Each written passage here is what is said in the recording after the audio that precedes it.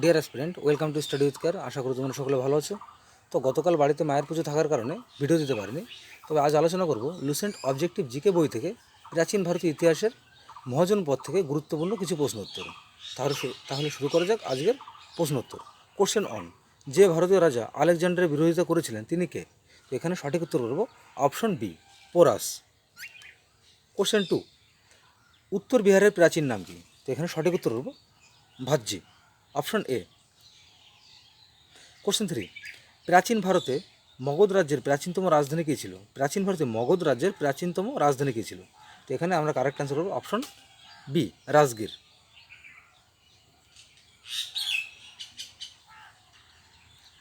Question four, যখন Alexander Bharat আক্রমণ করেন তখন মগধের শাসক কে ছিলেন? তো এখানে কারেক্ট অ্যান্সার হবে অপশন সি, নন্দ।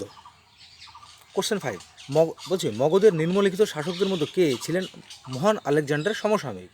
তো এখানে কারেক্ট অ্যান্সার করব option B, Dhanananda.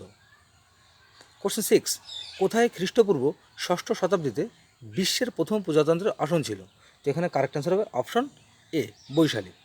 Question seven, কোন শাসক পাটলিপুত্রকে প্রথমবারের মতো রাজধানী হিসেবে বেছে নিয়েছিলেন? তো এখানে সঠিক উত্তর হবে option C, Udayan. Question eight, 16টি মহাজন পদের তালিকা পাওয়া যায় নিম্নোক্ত কোনটিতে? তো এখানে কারেক্ট অ্যান্সার হবে অপশন বি, অঙ্গুতর নিকায়া। একটু কেটে গেল, দেখে নিও। কোশ্চেন নাইন, মগধের প্রথম রাজধানী কোনটি ছিল? তো এখানে কারেক্ট অ্যান্সার হবে অপশন সি, গিরিবর্জ বা রাজগৃহ। কোশ্চেন টেন, পাটলিপুত্র কে প্রতিষ্ঠা করেন? দেখে নেব অপশনগুলি। তো এখানে সঠিক উত্তর হবে অপশন এ, উদয়ন। ডিয়ার অ্যাসপিরেন্ট, এর আগে হরপ্পা সভ্যতা ও বৈদিক সংস্কৃতি থেকে ভিডিও ক্লাস আপলোড করা হয়েছে, তোমরা সেগুলি প্লেলিস্টটিকে দেখে নিতে পারো। তাহলে শুরু করছি পরবর্তী কোশ্চেন। কোশ্চেন 11, কার দ্বারা বৈশালীতে বিশ্বের প্রথম প্রজাতন্ত্র প্রতিষ্ঠিত হয়েছিল? তো এখানে কারেক্ট অ্যান্সার হবে অপশন ডি, লিচ্ছবি। কোশ্চেন 12, বলছে এখানে তালিকা দুটো তালিকা আছে, রাজা এবং তার রাজ্য। তো এখানে বাঁ পাশে আছে এ বি সি ডি করে, আর ডান পাশে আছে 1 2 3 4 করে। তো আমরা বাঁ পাশের সঙ্গে ডান পাশ মিলিয়ে নেব।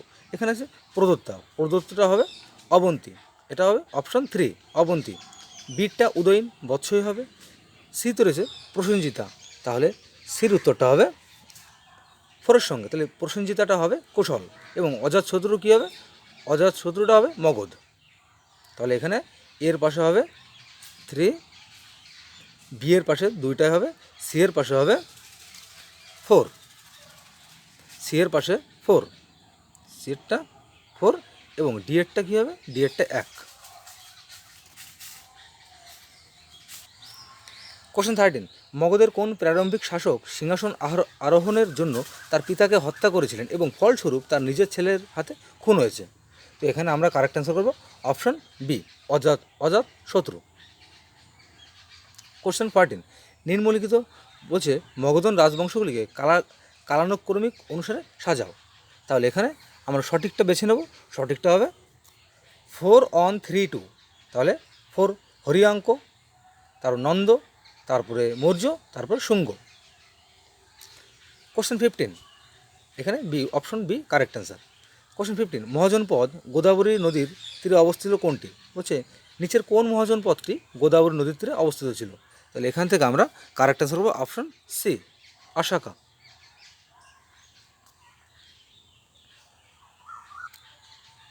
কোশ্চেন 16, নন্দ রাজবংশের প্রতিষ্ঠাতাকে? তো এখানে কারেক্ট অ্যান্সার করবো অপশন বি, মহাপদ্মনন্দ। কোশ্চেন 17, বলছে আলেকজান্ডারের আক্রমণের সময় নিচের কোন রাজবংশ উত্তর ভারত শাসন করেছিল? তো এখানে কারেক্ট অ্যান্সার হবে অপশন এ, নন্দ। কোশ্চেন 18, নিচের মধ্যে যারা সেখানে অন্যদের সমসাময়িক ছিলেন না? বলছে নিচের মধ্যে যারা সেখানে অন্যদের সমসাময়িক ছিল না, বলছে হু among the following was not a contemporary of other, বলছে 3। বলছে এখানে 4টে অপশন দেওয়া আছে, বলছে এই 4টের মধ্যে কে এদের সমসাময়িক নয়? এখানে আমাদের যেমন রিজয়নিংয়ের মতন এখানে অড অন আউট, মানে এখান থেকে বেমানানটি আমাদের বেছে নিতে হবে। তো এখানে কারেক্ট অ্যান্সার হবে অপশন সি, মিলিন্দাটা এদের সমসাময়িক ছিল না। তাহলে বিম্বিসার, গৌতম বুদ্ধ এবং প্রসেনজিৎ এটা কী ছিল? একে অপরের সমসাময়িক ছিল, মানে একই সময় ছিল, বাট মিলিন্দাটা এদের সমসাময়িক ছিল না। কোশ্চেন 19, নিচের কোনটির মাঝখানে প্রাচীন তক্ষশিলা শহরটি অবস্থিত ছিল? তো এখানে কারেক্ট অ্যান্সার হবে অপশন এ, সিন্ধু ও ঝিলাম। কোশ্চেন 20, বলছি নিচের কে আলেকজান্ডারের সাথে ভারতে আসেনি? তো এখানে আমরা কারেক্ট অ্যান্সার হবো option D, Deimachus. So dear aspirant, শেষ হলো আজকের গুরুত্বপূর্ণ প্রশ্নোত্তর। ভিডিওটি ভালো লেগে থাকলে অবশ্যই লাইক কমেন্ট শেয়ার করো এবং চ্যানেলটিকে সাবস্ক্রাইব করে পাশে থাকা বেল আইকনটিকে অন করতে ভুলো না। তাহলে আগামীকাল দেখা হচ্ছে ঠিক এই সময় একটি নতুন ভিডিওকে সঙ্গে নিয়ে। সকলে ভালো থেকো, সুস্থ থেকো, শুভ সন্ধ্যা।